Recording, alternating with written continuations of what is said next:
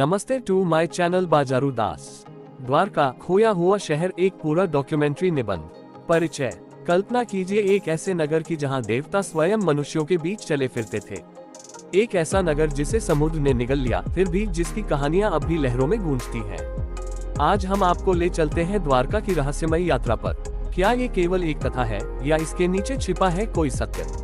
नमस्कार और स्वागत है आपके अपने चैनल पर। आज के इस एपिसोड में हम समय, आस्था, किंवदंती और पुरातत्व के अद्भुत संगम पर यात्रा करेंगे। आइए जाने द्वारका के गुम हुए रहस्यों के बारे में, भगवान श्री कृष्ण के पौराणिक राज्य के बारे में। अध्याय 1, द्वारका की पौराणिक महिमा। द्वारका, जिसका अर्थ है द्वार या प्रवेश द्वार, हिंदू पौराणिक कथाओं में एक विशेष स्थान रखता है। महाभारत और विभिन्न पुराणों के अनुसार द्वारका की स्थापना स्वयं भगवान श्री कृष्ण ने की थी। मथुरा में कंस का वध करने के बाद कृष्ण ने महसूस किया कि उनके यदुवंश पर निरंतर युद्धों का खतरा मंडरा रहा है। अपने वंश की रक्षा के लिए वे पश्चिम की ओर गुजरात के तट पर पहुंचे और वहां एक सुरक्षित और भव्य नगरी बसाई, द्वारका। वर्णनों के अनुसार द्वारका थी सोने और रत्नों से सजी विशाल दीवारें, 70,000 महलों का समूह, सार्वजनिक उद्यान, भव्य सभागार और मंदिर, समुद्र द्वारा संरक्षित एक सुरक्षित नगर। कृष्ण ने इस नगर से वर्षों तक शासन किया और उनके पृथ्वी से प्रस्थान के पश्चात कथा है कि समुद्र ने इस भव्य नगरी को निगल लिया। हजारों वर्षों तक द्वारका एक जीवंत किंवदंती बनी रही, श्रद्धा, वैभव और रहस्य का प्रतीक। अध्याय 2, डूबे हुए नगर की खोज। कई सदियों तक विद्वानों में बहस रही, क्या द्वारका केवल एक आध्यात्मिक प्रतीक थी या वास्तव में अस्तित्व में थी। 1983 में प्रसिद्ध पुरातत्वविद डॉक्टर S.R. राव के नेतृत्व में एक समुद्री पुरातात्विक अभियान शुरू हुआ। बेट द्वारका के पास गोताखोरों ने जो खोजा वह चौंका देने वाला था। पत्थर की संरचनाएं, विशाल लंगर, प्राचीन सभ्यता के प्रमाण, पानी के नीचे दीवारें, रास्ते और चौराहे।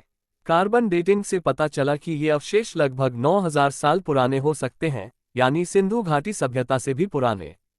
ये खोज क्रांतिकारी थी, लेकिन विवादों से भी भरी। कुछ इतिहासकारों ने इसे श्री कृष्ण की नगरी का प्रमाण माना, तो कुछ ने इसे केवल एक प्राचीन बंदरगाह बताया। पर एक बात स्पष्ट थी, अरब सागर की लहरों के नीचे एक अद्भुत सभ्यता सो रही थी। आधुनिक तकनीक जैसे सोनार स्कैनिंग और पानी के भीतर रोबोटिक सर्वेक्षणों से भी दिखा। चौकोर संरचनाएं, ग्रिड जैसी सड़कें, बड़े बड़े प्राचीन लंगर, क्या ये वही द्वारका थी जिसका वर्णन महाभारत में मिलता है? प्रमाण बेहद रोचक थे, परंतु संदेह भी बना रहा। अध्याय 3, प्राचीन ग्रंथों में द्वारका। द्वारका का वर्णन केवल महाभारत में ही नहीं, बल्कि कई ग्रंथों में मिलता है। हरिवंश पुराण में कृष्ण के मथुरा से द्वारका जाने और वहां नगर बसाने का विस्तृत वर्णन है। स्कंद पुराण में द्वारका की भव्यता का अत्यंत सुंदर चित्रण है।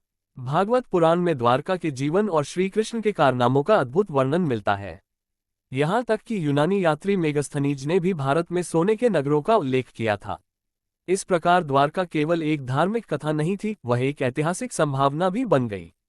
अध्याय 4, पुरातात्विक साक्ष्य और चुनौतियां। द्वारका के खोजे गए प्रमाण जितने रोमांचक हैं, उतनी ही चुनौतियां भी हैं। संरक्षण की समस्या, समुद्री धारा और नमक ने कई संरचनाओं को क्षतिग्रस्त कर दिया है।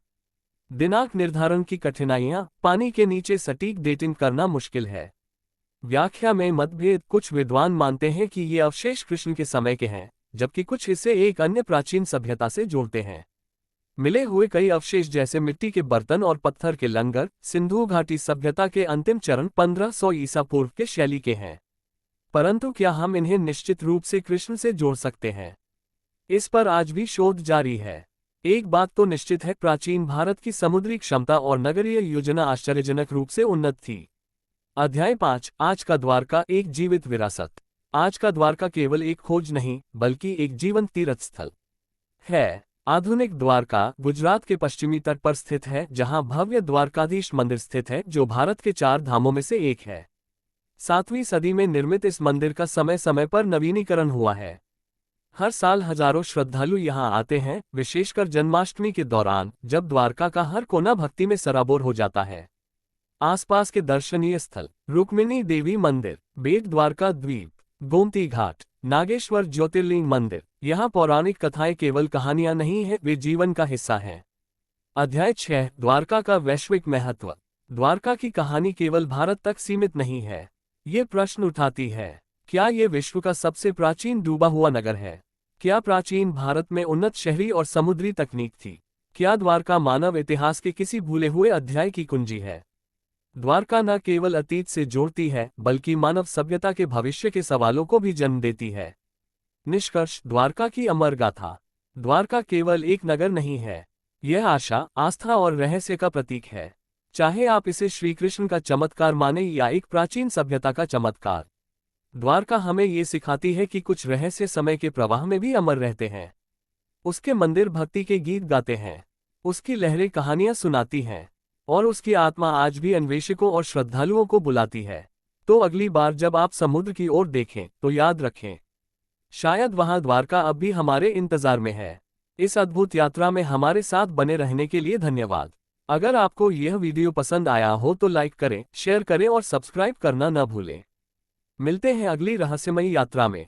जय द्वारकाधीश। समाप्त।